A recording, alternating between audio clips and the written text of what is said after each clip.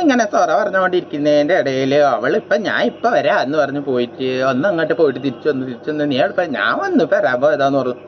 ആ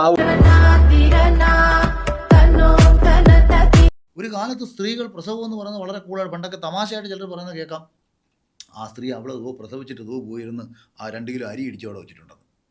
അപ്പോൾ ഇത്ര നിസാരമായിട്ട് സ്ത്രീകൾ വളരെ എൻജോയ് ചെയ്തിരുന്നൊരു പ്രോസസ്സിനെ ഇവിടുത്തെ കുറേ ആശുപത്രികളും വന്ന് ഇവിടുത്തെ കുറേ രക്ഷകർത്താക്കളെ ഇതിങ്ങനെ പ്രഷർ കയറ്റി വെച്ച് അതോടുകൂടി ആദ്യ കയറി പ്രഗ്നൻ്റ് ആയിക്കഴിഞ്ഞാൽ തന്നെ എനിക്കെന്തോ മാരക രോഗമാണെന്നൊരു പെൺകുട്ടിയുടെ മനസ്സിലേക്ക് ഇട്ടുകൊടുത്ത് ഇതിനെ ഇങ്ങനെ പേടിപ്പിച്ച് 9 മാസം ഇതിന് പ്രസവിക്കാനും പറ്റാതെ സിസേറിയനുമായി ആകെ കോംപ്ലിക്കേറ്റഡ് ആക്കി വെക്കും. പണ്ട് കാലത്ത് ഈ കാർന്നോമാരൊക്കെ പറയുന്നത് കേട്ടിട്ടുണ്ട്, വായിക്ക് തോന്നുന്നത് കോതയ്ക്ക് പാടുക എന്ന് പറയുന്നത് പോലെയാണ് ഈ അഖിൽമാരുടെ കാര്യം. ക്യാമറയോ മൈക്കോ കണ്ടു കഴിഞ്ഞാൽ പിന്നെ അവന് വായി തോന്നുന്നതായിട്ട് പറയാണ്. പഴയ ഈ നാണിത്തള്ളയുടെ ഒക്കെ കാർട്ടൂൺ കണ്ടിട്ട് വന്നിട്ട് അത് വെച്ചിട്ടൊക്കെയാണ് മറ്റേ പണ്ട് കാലത്തെ പ്രസവങ്ങളൊക്കെ അനലൈസ് ചെയ്യുന്നതെന്ന് തോന്നുന്നു. അവർ ഒരു ഇതിൽ പറയുന്നുണ്ട്, ഞങ്ങളിങ്ങനെ തുറ പറഞ്ഞുകൊണ്ടിരിക്കുന്നതിൻ്റെ ഇടയിൽ അവളിപ്പം ഞാൻ ഇപ്പം വരാം എന്ന് പറഞ്ഞ് പോയിട്ട് ഒന്ന് അങ്ങോട്ട് പോയിട്ട് തിരിച്ചൊന്ന് നീ ഇപ്പം ഞാൻ വന്നു ഇപ്പം വരാൻ പോയതാന്ന് പറഞ്ഞു.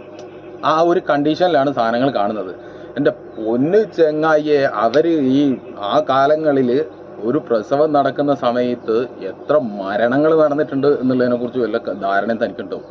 ഈ ഹോസ്പിറ്റലിൽ വന്നതിന് ശേഷം അത് എത്രയായി കുറഞ്ഞു എന്നുള്ളതിനെക്കുറിച്ച് വല്ല ധാരണയുണ്ടോ?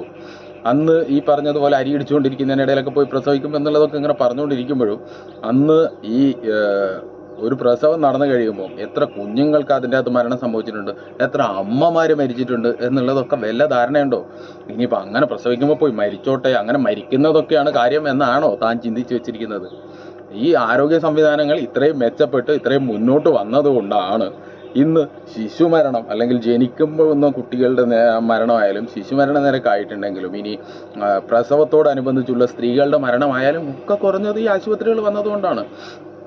ഈ കുഞ്ഞിന് ആവശ്യമായിട്ടുള്ള പോഷകം കിട്ടുന്നുണ്ടോ എന്നുള്ള കാര്യങ്ങളൊക്കെ നോക്കേണ്ടത് ആരോഗ്യ മേഖലയാണ്, ഡോക്ടർമാരാണ്. അതിനാണ് ഈ ചെക്കപ്പിനൊക്കെ ഇങ്ങനെ പോയിക്കൊണ്ടിരിക്കുന്നത്. അല്ലാതെ അവർ മാരക രോഗികളായതുകൊണ്ടല്ല.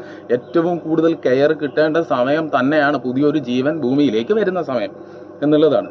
വെറുതെ എന്തെങ്കിലുമൊക്കെ പറഞ്ഞിട്ട് അങ്ങോട്ട് ആളാവുക എന്നൊക്കെ പറയുന്നത് ഒരു ശരിയായിട്ടുള്ള രീതിയൊന്നുമല്ല. ശരിയാണ്, താൻ ഭയങ്കര സ്റ്റാറാണ്, സംവിധായകനാണ്, ബിഗ് ബോസ് വിന്നറാണ്, എല്ലാം ശരിയാണ്.